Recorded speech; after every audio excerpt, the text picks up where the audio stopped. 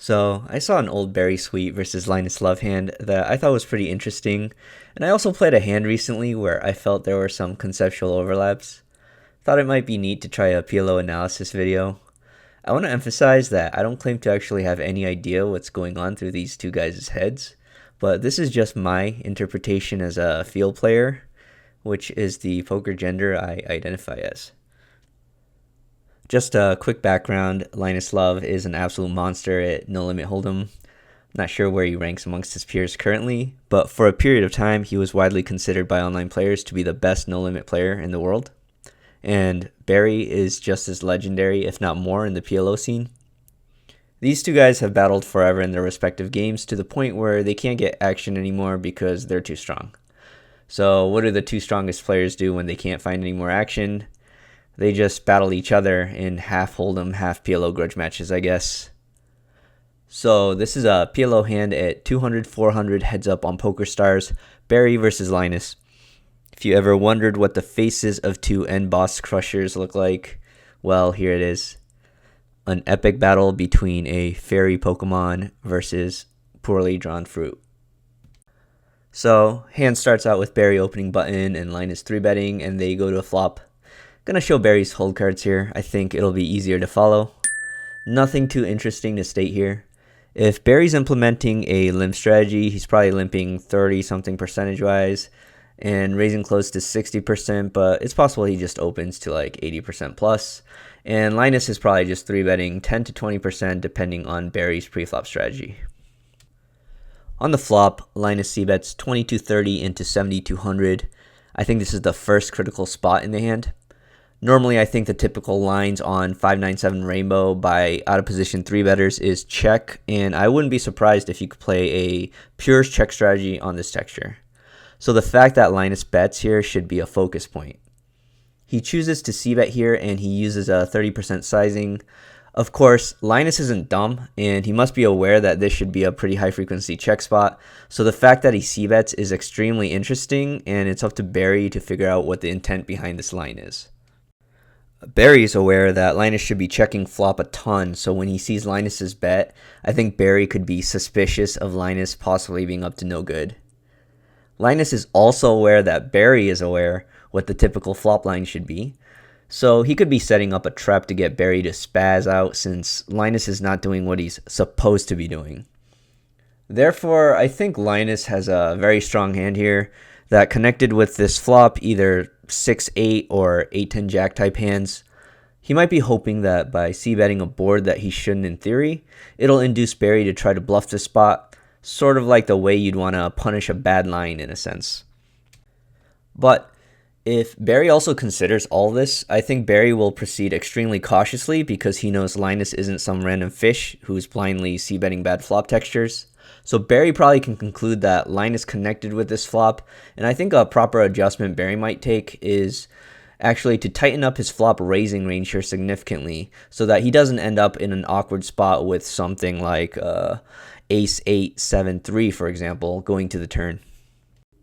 Anyways, Berri has top set and a straight 8 blocker, so he raises flop, which I think is perfectly fine. And even if Linus has 6-8, I think Linus will typically never have a bet 3-bet line, as it'll just clearly give away the strength of his hand because of the nuttiness imbalance of this line. So I'm just making assumption that if Linus bets and continues, it'll be a pure 100% call with his entire continue range. This also makes sense because if Linus is setting Berri up for light flop raises, he'd want Berri to continue to bluff turns, as I think Berri has a reputation for being aggressive. Turn is the second interesting spot. Linus checks and Berri checks back here. If you think about Berri's check here, I think it illustrates that Berri believes Linus to be quite strong here. I think the only reason you'd want to check back turn after raising top set straight blocker on the flop is if you think there's a significant amount of danger that Linus has 6-8 or jack 8 here. Maybe something like 10-10-8 is also a very slight concern in the back of his mind. So, despite blocking those straights and still needing to protect a bit against straight draws, it seems Berri read Linus's flop line to be quite strong and will use this hand probably as a bluff catcher on the river rather than a value/protection bet on the turn.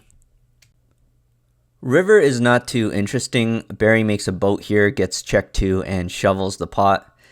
We don't get to see Linus's hand, but he tanks for a while and makes the call. And he probably just had hands like 5, 6, 8, 10 or Ace Jack 10, 8, straights with boat blockers. I think it's also reasonable for Linus to have as light as a hand like Ace, Ace, 10, 8, since Berri checked back turn and no longer reps straights. Berri's river pot is polar and represents mostly boats for value, so a hand like Ace, Ace, 10, 8 should be able to beat all other bluffs Berri might have. Anyways, I thought that was a pretty cool hand with 2 critical points of interest, primarily the flop c-bet choice by Linus and the turn check back by Berri.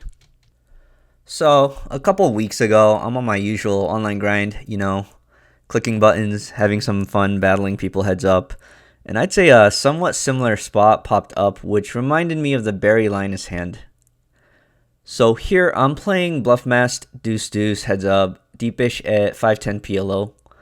If you guys don't know, this is the lead instructor and course maker for Upswing's PLO course, Chris Wehner. I believe that info is public, so I don't mind putting that out there. He got a gold tag, which means I think he's extremely solid. Probably less than 15 people on this site has a gold tag from me. We haven't battled too much online as he's been sort of MIA after releasing his Upswing course, but now that he's back, we've played a few sessions here and there. So against Chris, I've probably been limping like 40 to 50% of hands. He hasn't been raising my limps too much, and also when I raise, his 3-betting ranges become significantly tighter than normal due to my limping strategy. So when he 3-bets here, he should have a solid 3-bet hand, like double suited stuff, strong high pairs, ace-ace of course, very nice rundowns. He's a controlled, thoughtful player, doesn't spaz or spew like some others, typical gold tag. So I call, and flop is Jack 10-8 rainbow, and again, this seems like a flop he should be checking a decent amount. I think it's definitely different from the Berri Sweet 5-9-7 board because his high card broadways connect with a Jack 10 texture a bit more. So this isn't a spot that necessarily plays pure 100% check back as an out of position 3-better. But given my hold cards, I have Queen 10-9. This blocks him from having a significant amount of Queen through 9 type rundowns himself. So knowing the blocking effect of my own cards, I think this should push him way more to checking this flop rather than bet. So when he goes and bets a third here, I think he has a pretty strong hand that connected. I don't think he will really do this light with hands like Ace-Ace-King-8, for example, or even Ace-King-Jack-6 type stuff. So similar to the Berri hand, I'm probably going to approach the spot with reducing the combos I try to bluff punish with and having stronger hands in my raising range here. I mean, I just flopped the nuts in this case, so I raise here a little more than 3x, and I'm not surprised at all when he calls given my flop interpretation of his range connectivity to the board. I think his most likely holdings are good Jack-Jack XX hands, and 10-10 and Jack-10 is very unlikely due to me blocking it, and 8-8 is very unlikely simply because there's just not many combos of 8-8 in a tight 3-bet range. Then for the remainder of his continues, he should have some King-Queen-Ace and some Queen-9 himself, which again, like the Berri hand, I think he will play as a pure flat to continue and not a re-raise because re-raising turns his hand way too face up and also doesn't allow me to barrel my bluffs, which he may assume I have a decent amount of here. So again, turn is very interesting. Do I bet for value protection or do I check and bluff catch? And I think with this exact combo and this stack depth, I like checking back a bit more. With regards to protection, I block the backdoor hearts, so I don't feel like I need to protect against that as much. And since we don't think he has much 10-10 or 8-8, that leaves him with Jack-Jack primarily as boat draws to beat us, but we also block 2 boat outs, so again, our need for protection isn't as high. Since the remaining part of his range I put him on is Queen-King-Ace type hands, we're doing very poorly against that hand when we bet and get shoved on for stacks, so I took a check back. River, he pots, and I snap call as I felt this was pretty standard, and he wins with the ace-high flush. So I think our river here is actually also interesting. I went over this hand with a buddy of mine, and then he actually asked me the question, what's he bluffing with on the river? And the more I thought about it, the more I realized this river might be a fold as ridiculous as that might sound. For me to call the river profitably, I need to be good here at least 33% of the time. And to be honest, I just struggled to come up with 33% bluffs for him, despite his claim of being a bluffing master. I'll give a few examples of why I think his range has too much value. So like ace, ace, jack 4, for example. 3-betting range, yes. C-bet range, probably not. C-bet call raise out of position range, I definitely don't think so. Let's take a look at another hand like ace, king, queen, jack with the naked ace of hearts. 3-bet range, sure. C-bet range, sure. And also call a raise out of position, definitely. But would he pot the river? Definitely no way. Way too much showdown. As far as natural bluffs, I felt like I had to really reach, and the amount of bluff combos just felt very narrow. For example, let's take ace, jack, jack, king with naked ace of hearts. Definitely a 3-bettable hand. And I think he could mix bet call on flops or check call flops here. Pot the river, I could see him turn this into a bluff, but on the other side, if he had ace, jack, jack with the queen instead of the king, I think he just takes showdown. Let's think of something like king, king, jack 10 with the naked king of hearts. Definitely in a 3-bet range. But would he c-bet call a raise here? I'm not super convinced of this. I think it's a reasonable hand for him to play as a check call here. And this would just be another hand he could bluff river with the naked king of hearts. Ultimately, it mostly comes down to the greatest weight of bluffs in his hand will have the naked ace of hearts. Aside from ace-ace type hands, in his 3-betting range against my limp strategy, I think he won't have naked ace of hearts very often. If he does find a naked ace of hearts to bet flop, call raise, it's going to be mostly ace, king, queen combos, which don't bluff river. And if he has jack, jack with ace of hearts, again, I think most of those hands will be suited to the ace of hearts. But honestly, though, who really knows in the end, except for Chris himself? Maybe he even has to sit down and think about all his bluff and value combos to see if he actually has more than 33% bluffs. Or maybe we're all just clicking buttons while watching Netflix.